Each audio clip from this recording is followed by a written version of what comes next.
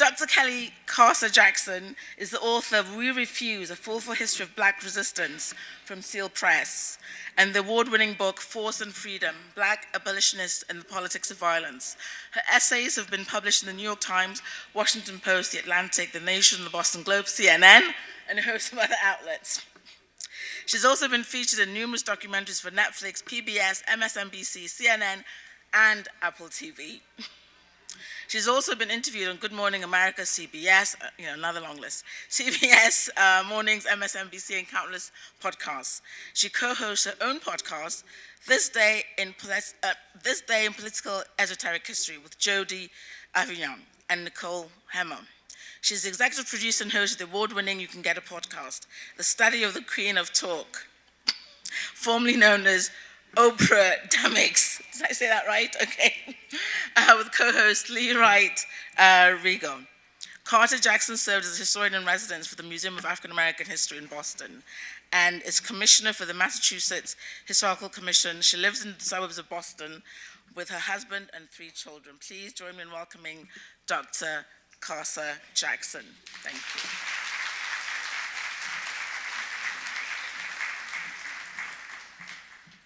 Hello, good afternoon. I'm really happy to be with you all today. Thank you so much for this invitation. Thank you so much to the Woody Museum and to SACAM and to all of the planners and the coordinating staff. I know how difficult it is to put together a conference, and so I salute you. It is a really big feat, and I can feel and have felt the energy in this space really all day, just ear hustling, listening to other people talking about how much they're getting out of this conference and how much they're learning, and it just makes me so excited. So today I want to tell you a little bit about myself. I joke with people a lot that I have 10 jobs. I have a lot of jobs. I'm a professor, I'm a historian, I'm a podcaster, I do a lot of documentaries, I'm a wife and a mom. I've got 3 kids, 10, 7, and 4. I am extremely busy. I need a clone. But mostly I like to tell people that I am a storyteller. I am a storyteller. I love a good story. And so today I want to talk about my book and talk about my work and research, but mostly I want to do it through telling stories. So I'm going to start by telling a story about my own family. This is the story of my great-grandmother, Arnesta. Arnesta was about 9 years old when she stepped on a rusty nail. Not long after, infection began to set in. She likely contracted tetanus, a serious bacterial infection that causes painful muscle spasms and can lead to death if untreated. Her mother, Mary Bullard, was frantic. Arnesta was her only child, and she was going to lose her if she did not act fast. Mary sent Arnesta to the only doctor she knew, a white man who lived in a big house on the other side of town. The white doctor offered to help, but in exchange, Arnesta would have to live with him for the rest of her life, working for his family. Growing up black and a girl in 1915 in rural Alabama, during one of the worst periods of race relations in America, these were the detestable but predictable terms of engagement. Mary was panic-stricken and, not wanting to lose her daughter to death, agreed.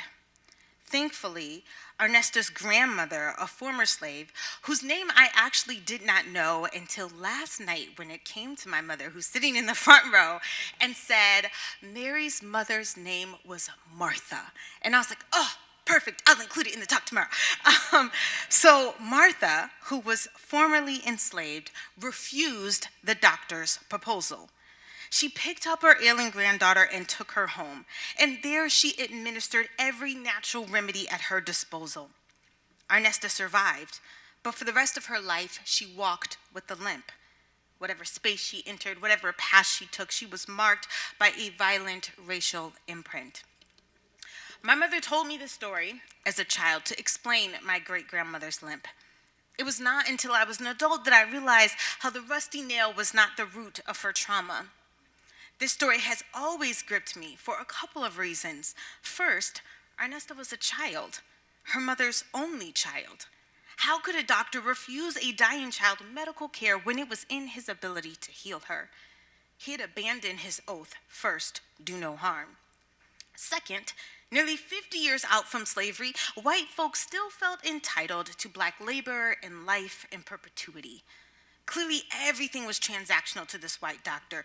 Built into the deal he offered was a lifetime of servitude and likely physical and sexual abuse. White supremacy in America can be summed up by these two diabolical options: live a life in bondage, or refuse and limp. To be black in America is to live life with a limp. My great-grandmother's outcome had nothing to do with biology and everything to do with power. The power of the white doctor to neglect and attempt to exploit a little black girl who came to him for help. But my book is not about the white doctor or the many people like him. In many ways, We Refuse is about my great-great-great-grandmother's response, her refusal. It is about her rescue to save my great-grandmother, my grandmother, my mother, myself, and even my daughters. Her refusal was not just no, it was never. Refusal is a forceful no. It is a no that is packed full of energy and meaning. We refuse is similar to black colloquialisms such as nah, or nope, or not today, Satan. Or my personal favorite, oh, hell no. I was recently asked about the difference between resistance and refusal. For me, resistance is how one responds to white supremacy, but refusal is why. Refusal abhors oppression and insists on defining how humanity should be understood and treated with dignity and respect and decency. Non-verbally, refusal is a halting hand or a pointed finger waving from side to side or a powerful raised fist. It is a barrier that prevents oppressed people from being consumed. And refusal can be enacted by an individual, but at its heart, refusal is collective, which is why the sentiment behind the phrase, we refuse, persists among subjugated people and is a key refrain in black feminist politics as well as Native politics. Black people have refused to be invisible or small. And my entire book consists of examples of black people refusing lies, violence, theft, mockery, or second-class citizenship. It shows how our refusal denies whiteness its power and unearned authority. Last summer, I took my first trip to Ghana, and I traveled to the Gold Coast to visit Elmina, one of the largest dungeons built by the Portuguese. And on a wall, just adjacent to the cell where they kept rebellious Africans that they left to die a slow death, is a plaque. And on it reads, "We are the children of those who refused to die." We are the children of those who refused to die. Since the 16th century, black history has become a history of refusal. From the moment the slave ships left the coast of Africa for the New World, black people refused to die. And some even forfeited their lives because they refused to live in the conditions created by their white captors. In the 17th century, Queen Anna Njinga of the Kingdom Ndongo, present-day Angola, refused the terms and broken treaties of the Portuguese. She fought for decades against the enslavement of her people. And in the 18th century, people like Elizabeth Freeman, who upon hearing the Declaration of Independence read out loud, refused to be denied her right to life, liberty, and the pursuit of happiness. As an enslaved person living in my home state of Massachusetts, she took to the courts and sued for her freedom and won. In the 19th century, Nat Turner's rebellion in 1831 was a collective refusal. During the uprising, enslaved people killed nearly 60 white men, women, and children. They killed their enslavers because they refused to be kept in bondage. They killed white children because they refused to let them grow up to perpetuate the system of slavery. Enslaved people refused to be enslaved even when their efforts to gain freedom failed. Even black children refuse. During the 1950s and 60s, the American flag was used as a symbol during the Civil Rights Movement.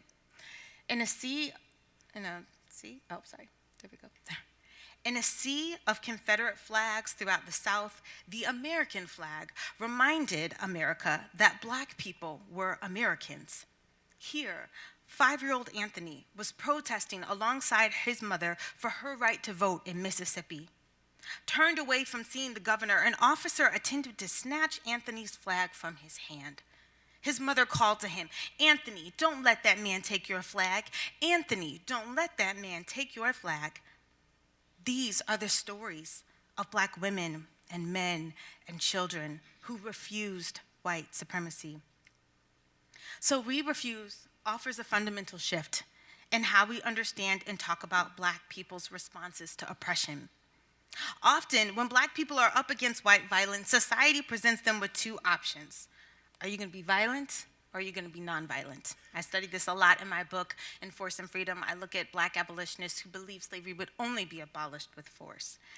But if you take it into the 20th century, are you going to be Malcolm X, or are you going to be MLK? And in the 21st century, we ask questions like, are you going to burn it all down, or are you going to forgive?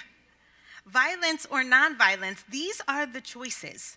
Nonviolence is based on the principle that one can morally persuade their oppressor to have a pang of conscience or conviction regarding their wrongness. The abolitionists employed nonviolence, compassion, empathy, and morality to compel another's humanity. But I take issue with how the binary of nonviolence and violence has controlled the praxis and narrative by which oppressed people combat their oppression. So when I write in my first book about force and freedom, I argue that Black abolitionists believe slavery was created by violence, that it was sustained with violence, and that it only made sense that the system would be overthrown with violence. Nonviolence on its own was not expansive enough to rectify the harm that had been caused by slavery and racism. And promoting and celebrating nonviolence as the only acceptable form of resistance is rife with handicaps. For example, while my ancestors' remedy for Ernestas might fall under the category of nonviolence, since no one physically harmed the doctor for making his proposal, my ancestors' refusal was complex, and it is too reductive to throw it in a pile labeled nonviolence. My ancestors' refusal was fundamental to her granddaughter's survival. First, she refused the doctor's offer. Then, she sought every natural remedy she possessed to stop the infection and heal Ernesta's body. She did not plead or bargain with the doctor. She did not try to convince him that Ernesta was a child or human. Her refusal, her remedy, and protection transcended violence and nonviolence. She took the doctor out of the equation. The doctor had no compassion for the child. He could not be morally persuaded. Violence against him would have been a death sentence for them, but nonviolence would have also ensured my great-grandmother's death. White supremacy and anti-Blackness is always violent, and the constant refrain is for the harm to forgive violence, forget injury, forfeit their agency. Friends, we have more than two options. Black people need not choose between a certain death or life in bondage. We have, throughout history, approached such violence with an array of responses and refusals. For too long, our only model has been that of Dr. Martin Luther King Jr. And many of King's beliefs have been diluted at best or perverted at worst. American society presents a whitewashed nonviolence that often speaks nothing of white supremacy, capitalism, or militarism. And I often find that King's beliefs were not wrong, but merely incomplete. They do not always encompass the full range of human responses that people engage in, particularly in the face of death. King's 6 principles do not address action steps for oppressors, only the oppressed. They do not address reparations, which may not be purely monetary, or how to repair the harm of white supremacy. How do people heal? Not after simply breaking a bone or stepping on a rusty nail, but after losing a loved one, land, wealth, or health, after psychological trauma. And in a spiritual and secular sense, King's principles do not address repentance. What does it look like to turn from the ways of an oppressor? What does it look like to relinquish power? These missing principles are what activists today are still trying to navigate. Not how we employ Black harm for transformation, but how do we mitigate harm altogether? Today, nonviolence has dwindled down to marches. And when a man, woman, or child is killed by racial violence, people march. But marches do not keep Black people alive. Marches honor the dead. Marches are public mourning, not public policy. And whenever racial altercations gain traction in the media, politicians and pundits alike are quick to point to King as the model for doing protests the right way. After racial violence results in death, the media's question is, will the protest be peaceful? Or an even more egregious question, does the victim's family forgive the perpetrator? Marches, forgiveness, and peaceful protest are all shorthand for callbacks to King, but nonviolence means something different today than what King intended. Now it is a performance of passive power that almost ensures that those in power never structurally change. White supremacy does not believe in nonviolence because it does not believe in Black humanity. To white supremacy, nonviolence is a scarecrow, and racists rest like crows on its outstretched arms. Nonviolence alone could never sufficiently frighten or endanger political, economic, or social institutions. Violence, and I want to spend a little time talking about violence. Violence is more than the engine of slavery or white supremacy. Violence is an entire ecosystem. Violence is a tool employed to harm, deny, restrict, neglect, separate, and deceive. Notably, it can take on various ends. It can be used to enforce white supremacy or to undermine a government, as in the Confederacy. Violence is slavery and segregation. Violence is theft and hoarding. Violence is replacing the truth with conspiracy. Violence is rupture and separation. Violence occupies the space of a system, an ideology, a culture, and a language. Violence can take many forms. And Black people spend much of their lives, if not their entire lives, combating, addressing, avoiding, and subverting white violence.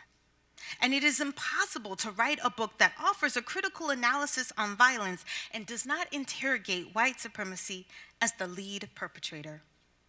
We demand that people of color remain nonviolent, but we fail to ask the most important question: why are white Americans so violent? Why are white Americans so violent? Whiteness is not compelled by suffering, but consumed with inflicting it. White supremacy at its core, in its symptoms and indirect manifestations, is violence. Building on Toni Morrison's famous 1975 Portland State University speech, in which he said, racism is a distraction because it keeps you from doing your work. Literary critic Sandy Alexander described anti-Black racism that arises from white supremacy as not merely a thorn in a person's side, it is also a suffocating knee on a person's neck.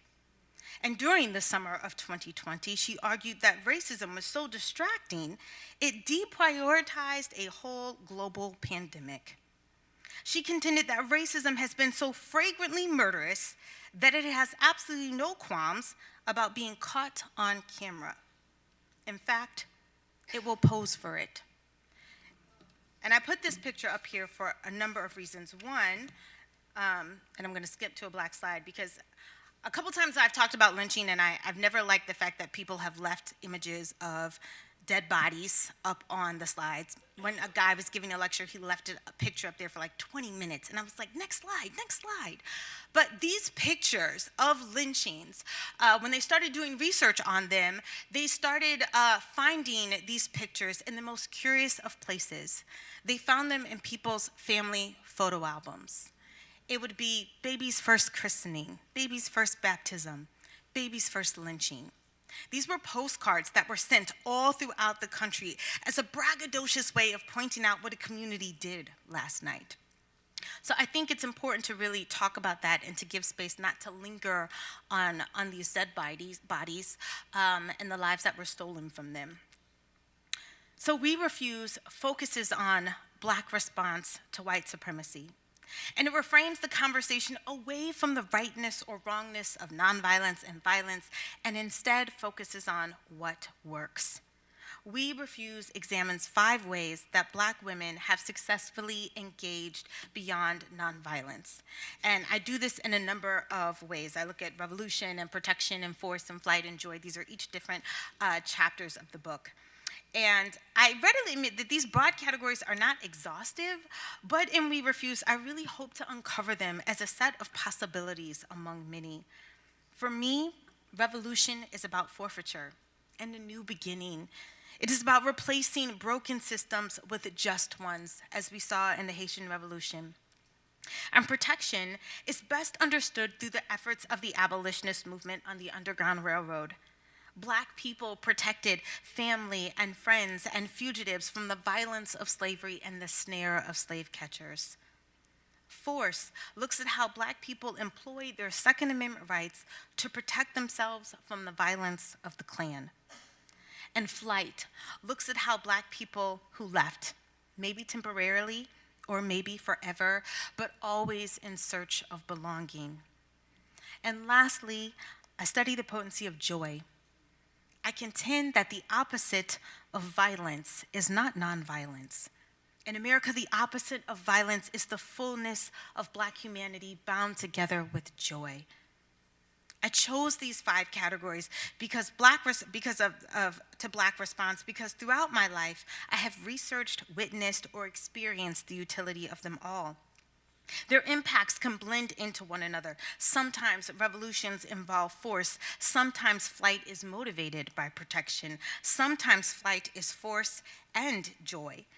Many will remember the viral footage of the brawl that took place in Montgomery, Alabama. At a riverfront in August of 2023, it's good times, a dock that was historically used to import African slaves to the Deep South. A Black dock worker was attacked when several white men refused to abide by his instructions to move their boat. The white attackers shoved the Black man and began to overwhelm him. But in minutes, dozens of nearby Black men and women joined the fight to help the dock worker by jumping on the white assailants and landing blows in return, including one teenager who jumped from a boat and swam to the dock to defend him, and another Black man who picked up a folding chair and swung it at attackers to fend them off from harming more people. Within hours, the internet exploded with GIFs and jokes and memes and reenactments. You know it, you saw it. And even merged to celebrate Black resistance to white violence.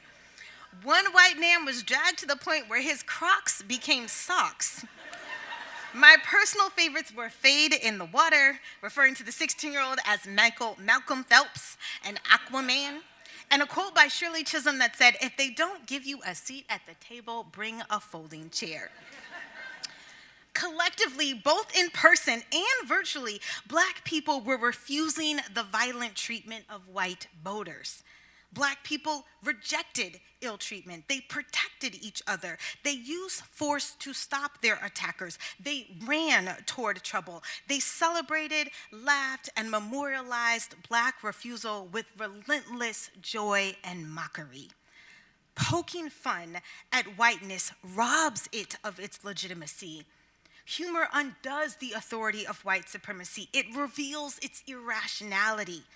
The lessons of refusal and joy were bound up on that Alabama dock. The initial response to an altercation like Montgomery is anger. Don't dismiss this. Theologian James Cone contended that anger and humor are like the right and left arm. They complement each other. Anger empowers the poor to declare their uncompromising opposition to oppression, and humor prevents them from being consumed by their fury. Throughout history, Black people have employed a plethora of tools to combat anti-Blackness. And these categories do the work of expanding nonviolence, and in some cases giving credence to force when it works. Liberation is forceful, but that does not make freedom illegitimate. It simply makes it hard. So with the time I have left, I want to share with you two stories about how Black women and men employed the principles of either revolution, protection, force, flight, or joy to combat their enslavement. And I want to start with the fugitive slave law. So in 1850, the fugitive slave law was a game changer. For nearly 20 years, the abolitionists had been working toward the eradication of slavery, and they had only seen slavery expand. All new legislation favored slavery. And the fugitive slave was one of those policies. It stated that if an enslaved person ran away, the master could travel anywhere to retrieve them. And it didn't matter if the enslaved person ran away 5 days ago or 5 years ago. They could be living longer in freedom than in their enslavement. It didn't matter. The new Mason-Dixon line was Canada's border. And white Northers could be deputized on the spot to help retrieve runaways or face a $1,000 fine or a 6-month stint in prison. The law presented many Black Americans with two options. You can flee or you can fight. Many Black people fled the country, but most made the choice to stay and fight. And I think about abolitionist Martin Delany, who welcomed the fight. He said, "If an officer searching for fugitives crosses the threshold of my door, and I do not lay him a lifeless corpse at my feet, I hope the grave may refuse my body a resting place and the righteous heaven my spirit a home." Like, snap. It's no joke. I wish somebody would come to my door. Like, that's literally what he's saying. His comrade, William Parker, who was also a leader on the Underground Railroad, said, "The laws of personal protection are not made for us, and we are not bound to obey them. If a fight occurs, I want the whites to keep away. They have a country and may obey the laws, but we have no country." He actually says this in 1851. He says this about 6 years before the Dred Scott decision, which said white people or Black people have no rights and that white people have no duty to respect them. So William Parker, as a leader of the Underground Railroad, together with his wife, formed what is known as the Lancaster Black Self-Protection Society. Because when fights did occur, the one I want to tell you about is the Christiana Resistance. And this story is wild, y'all. So I'm going to try to give you all the details. It's 1851. 4 escaped slaves men fled slaveholding Maryland from the slaveholding state of Maryland to the free state of Pennsylvania. And William and his wife, Eliza Parker, lived right on the border, and their home was a safe haven for runaways. They formed their own protection society, and they pledged to protect fugitive slaves, even at the risk of their own lives. So when the 4 men showed up to the Parkers' home, William and Eliza gave them shelter in their attic. But within hours, Edward Gorsuch, the owner of the 4 men, showed up at the Parkers' home with his son, his nephew, and a U.S. Marshal. Gorsuch demanded that his property be returned to him. William refused. And what I love about this is that in that moment, William Parker is standing at the door, Edward Gorsuch is on the other side with his men, and Eliza is in the background, and she's like, "Babe, you want me to sound the alarm? I will sound the alarm." And it's so crazy because in this moment, her brother-in-law is panicking, and he's like, "Just give him up, just give him up." And Eliza picks up a corn cutter. You know what a corn cutter is? Looks like a machete. And she basically says, "I will chop off the head of the first person that tries to give them up." Like, this corn cutter is not just for slave catchers and slave holders. This corn cutter is for cowards. And I'm like, yes, Eliza, yes. So I get really excited about history. Eliza runs upstairs to the attic where there is a little window, and she has this horn. And she starts to blow the horn over and over again. And as she's blowing this horn to alert the Lancaster Black Self-Protection Society, the U.S. Marshal, the son, the nephew, they start shooting at the window. And it is only the fact that they lived in a stone house that Eliza was not shot and killed herself.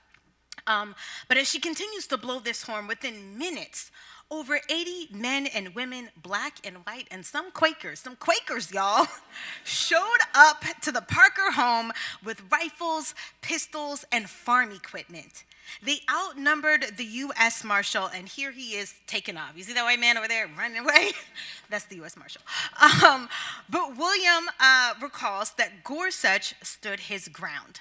Now, as the story also goes, no one knows who fired the first shot, but shots were fired, and Gorsuch lay on the ground dying. His pistol had fallen from his hands, and that's him laying on the ground dying with his pistol. And it's something, when you're in the archives and you're reading like slave narratives or you're reading certain stories, there's certain lines that you read that just sort of stop you in your track. And that's what happened to me when I read this line in William Parker's narrative. He said, Edward Gorsuch lay on the ground dying, and the women put it into him. The women put it into him. And I was like, oh my God. This is a movie, y'all. So the Battle of Christiana was a victory for Black abolitionists. William and the 4 men escaped further to the north. In fact, Frederick Douglass gave them shelter in his home in Rochester and helped them board a boat to Canada. And while there were arrests, the case ended in a mistrial. No one was held accountable for Gorsuch's death. Black protection and force and eventually flight won the battle that day. And this is one of my favorite stories to tell because it really represents collective action. It represents we refuse personified.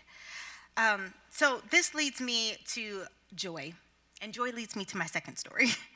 This story I think is important to tell because when we talk about slavery, we don't talk about joy at all. And I understand why, because joy and slavery feel incompatible. But joy is not the same as happiness.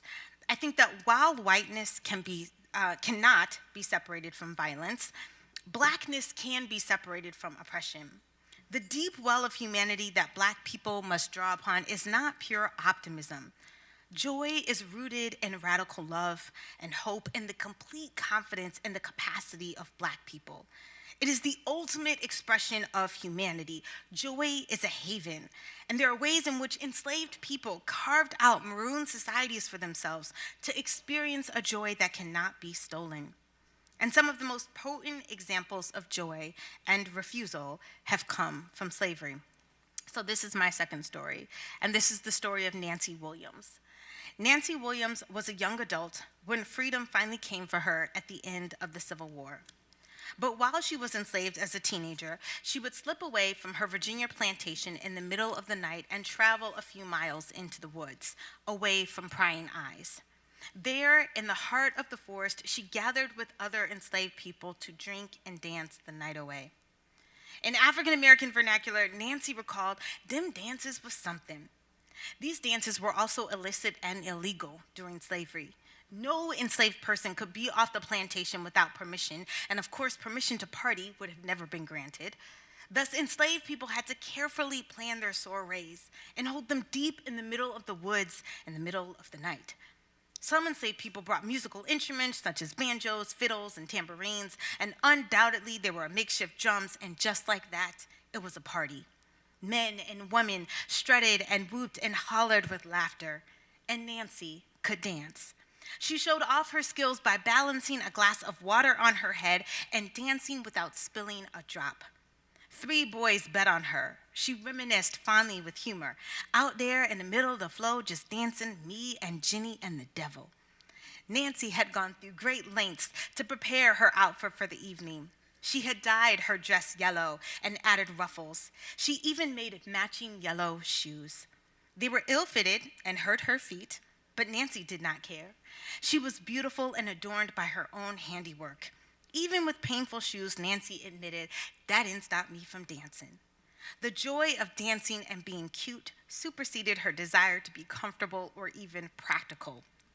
When Nancy was asked how she managed to get materials for her yellow dress and matching yellow shoes, she chuckled. "How'd I get them? I stole them." She stole all that she needed to make her outfit, from the additional cloth to the paint she used to color her shoes, and she was not ashamed. In fact, she was nearly eager to tell her interviewer about her ingenuity. Nancy's joy was about the reclamation of her time and labor and beauty. And I want to be clear, this image that's posted here is not Nancy. This is a famous portrait of African slaves actually dancing in South Carolina. But what I think is powerful about this image is that you notice that, obviously this would take place at night. It's in the daytime, so you can see it. But the plantation and the slave sort of quarters are well in the distance. So it's meant to show you that this is free from white gaze, that no white people should be looking in or hearing them or seeing them. I love that you see, the two in the center that are dancing, and you see the man playing the banjo, which is a uniquely African-American instrument. You see sort of a makeshift drums and what looks like maybe wine or alcohol or rum at their feet. And then there's who I imagine to be Nancy, who's off in the corner talking to one man with another man who's got her arm around her shoulder. I'm like, okay, Nancy, get it. But I absolutely love this photo and how it shows you that were slaves happy? Absolutely not. Did they steal and snatch joy away for themselves? Yes, they absolutely did. And there is a difference between joy and happiness. Adornment is a form of declaring pride in oneself. Nancy wanted to feel attractive and beautiful. Even her choice of yellow was bold. She wanted to be seen, to be the center of attention, to be the sun personified. Yellow, which I'm wearing today, is joy and light. And she moved as far away as possible from the muted brown rags of slavery. On that night, she was vibrant and seen, glowing from head to toe in spectacular, warm, joyful yellow, dancing until her feet hurt.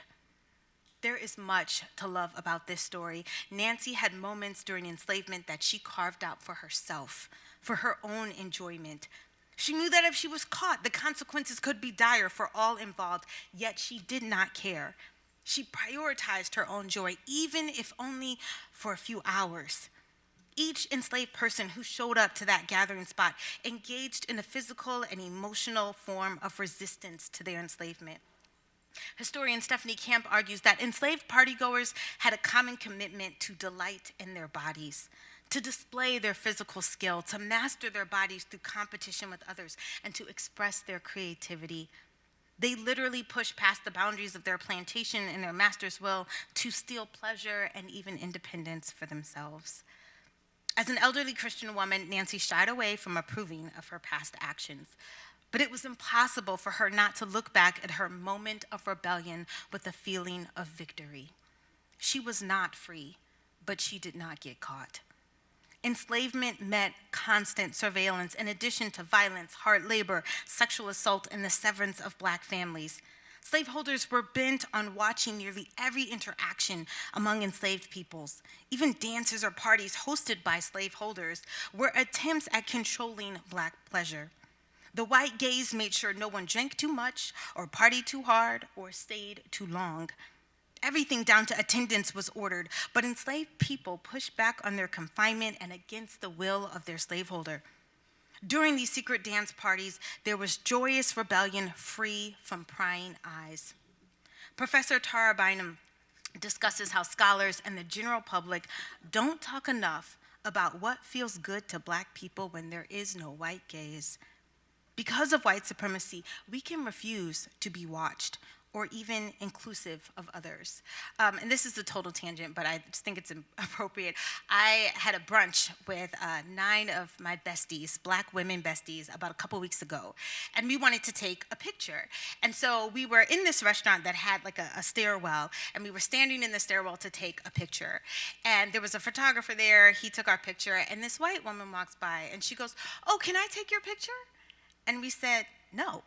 And she said, "I just want to take your picture. You look so beautiful." We said, "You don't know us. You don't get to take a picture of us. No, go away." And we were so outraged at the idea that she felt that she could gaze on us. She felt that she was strangers, but it didn't matter. She wanted to have a picture of us. She wanted to look at us. She wanted to watch us. She wanted to stare at us. She wanted to share that picture with her friends. And we refused. That's a side note. Anyways, let me keep going. So, because of white supremacy, we can refuse to be watched or even inclusive of others. Our ancestors gave us many tools, tricks, if you will, and we can make use of them today. So with the time I have, I want to encourage you, because if you are like me, you may be thinking about the state of the world, the state of politics, Gaza, Haiti, Sudan, academia, the state of climate, the healthcare system, the state of our prisons, the state of our educational system, book banning, and you might be angry. You should be. Anger is useful. Audre Lorde said, our anger should never be left alone. Anger prevents you from being stagnant and resigned. Anger is the engine of refusal, and our anger should never be left alone. It must be tethered to hope, and hope is tethered to joy.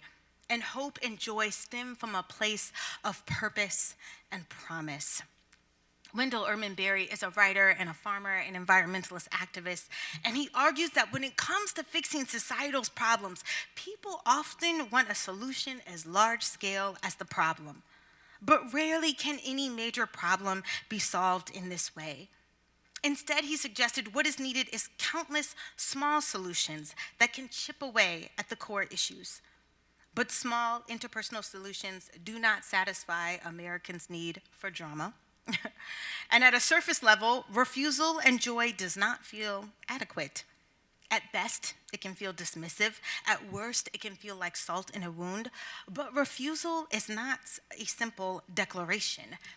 It is a verb. Moreover, joy is not mere optimism.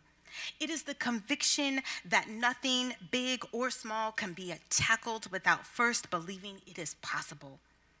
I think about the small but powerful ways we all can refuse and find joy to combat violent systems. So I need to close, but this is my epilogue. And I'm going to bring this message to sort of present day, talking about a story that my husband shared with me that I think about daily. So my husband told me that when he was in high school, he took a summer job as a lifeguard at a local beach. And during his training, his instructors discussed what to do if they spotted someone drowning. If the person was panicking, he needed to be careful. A person who was flailing could drown a lifeguard by attempting to jump on them and even push them underwater. If a panicking, drowning person was bigger than him, it could be a real problem. The instructor's guidance was simple. Let them drown. It is better to rescue a person after they have lost consciousness than to risk being pulled under. Once unconscious, they can be safely rescued, brought to the shore, and then a lifeguard or a paramedic can conduct CPR and resuscitate them.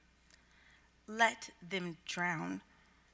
It seems harsh, but I understand the rationale behind it. A panicked person is a danger to themselves and others. I think about this principle often. It is that white Americans are lounging in a community pool propped up with all kinds of floaties because they cannot swim. They fear someone, a woman, an immigrant, is going to remove a device that allows them to float, so they scream, they splash and kick and lose their balance. White people fear the loss of their superiority, their advantage and safety. They are irrational. They do not need to hoard the floaties. In fact, they can just stand up and the water will be at their waist. But they do not trust anyone. They are kicking and punching and flailing their arms in a panic. And in a toxic political environment, I ask myself, how should we approach these people? Do we let them drown? What does that look like? What does it mean for American democracy? Letting someone drown is refusal to engage a panicked person. Many Black people know what rescue and resuscitation looks like in a democracy. It is the work in activism that Black women do daily at their jobs, in their communities, and for their families. There is nothing good in America that can be accomplished without our labor and without our intellect. When we refuse, revolt, quit, leave, strike, withhold, or boycott, or simply carve out spaces that deny the white gaze, institutions must concede. Allowing the drowning is the demand that white people must relinquish their hold on power and violence and control. The warning before the drowning is to call out, let go, stand up, you are not drowning. When America is rescued and resuscitated, then people will have to answer the hard questions. How do we engage each other as human beings? When Jamaica Kincaid wrote A Small Place regarding the fraught relationship she has with her home native land of Antigua, or island of Antigua. She concluded by writing about Christopher Columbus's discovery of the island in 1493. She referred to the European settlers and slaveholders as rubbish, and all enslaved people as noble and exalted.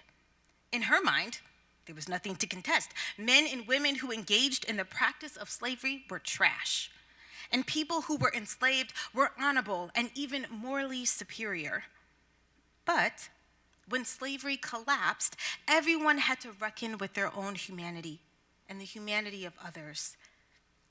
Kincaid acknowledged this. Once you cease to be a master, you are no longer human rubbish.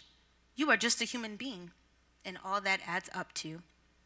The same could be said for the slaves. Once you are no longer slaves, once you are free, you are no longer noble and exalted. You are just a human being. White, black, or native, with slavery, there are no humans. For people to become human, slavery needed to become eradicated. And black people were not afraid to act. They were willing to trade in their identity as noble and exalted slaves to be human. But too many white Americans have settled into their identity as rubbish. And for too many white Americans, it is better to be hated than to be human. In 1993, science fiction author Octavia Butler published her book, Parable of the Sower. It's about an apocalyptic story of the United States that's ravished by corrupt leadership and deadly plagues and rampant violence, and it takes place in the year 2024.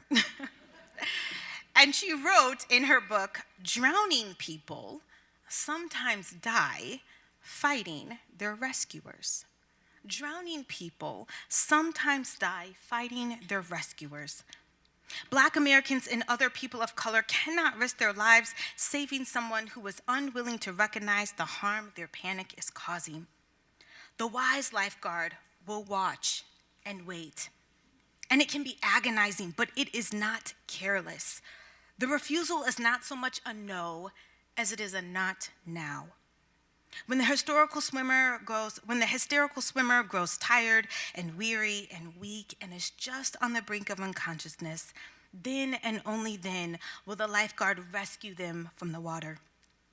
In the chaotic world that Americans live in, Black people can pull in the heavy, unconscious bodies of extremism and hope that their revival from a near-death experience will be transformative. Or we can let whiteness drown in the violence of its own making.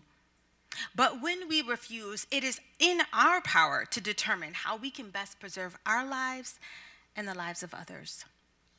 So finally, I want to return to my great-great-great-grandmother, Martha, who refused the metaphorical fork in the road.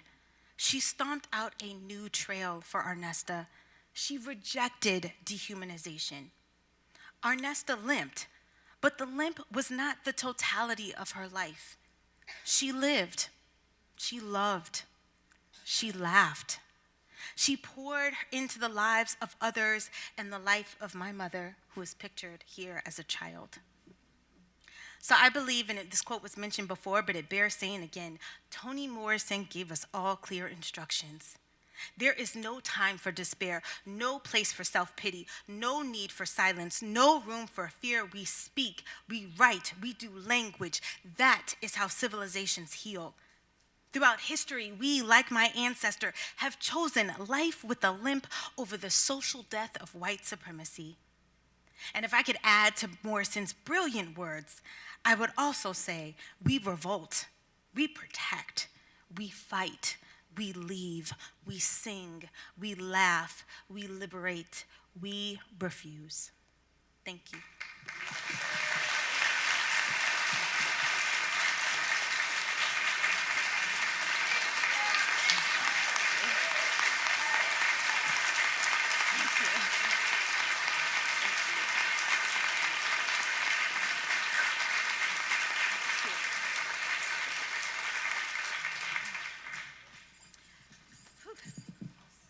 Questions?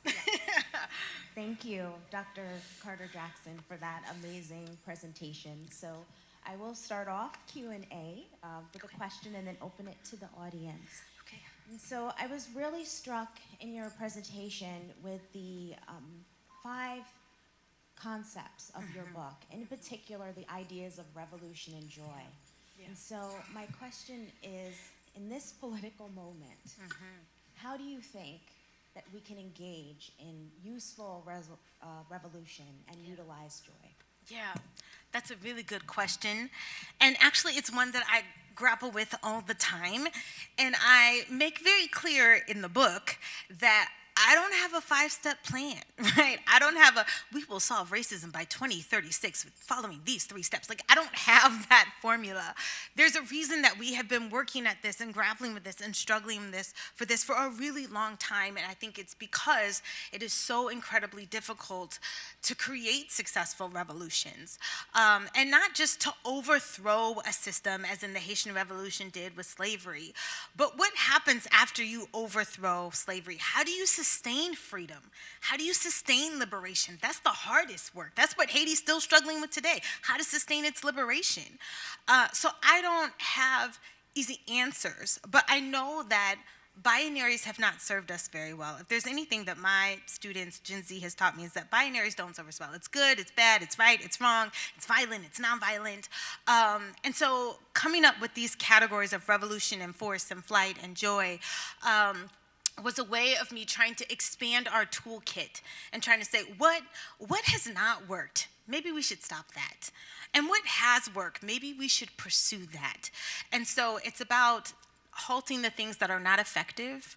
And for me, I've been very sort of disappointed with the protest. For me, it hasn't accomplished much. I can't point to policies and legislations that have changed. You know, we got Aunt Jemima off the pancake box, but that was not what we were asking for, you know?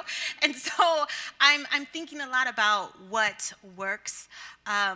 But I also want to say, lastly, that revolution does not necessarily mean violence. Revolution means replacing a broken system with a better one, with a just one. And for, enslaved people, it meant the eradication of slavery, the institution itself. And it'll look different for us today, but I believe it's possible. I do. Thank you. So now open it to the audience, Dr. Berry. Hi, thank you so much for your presentation.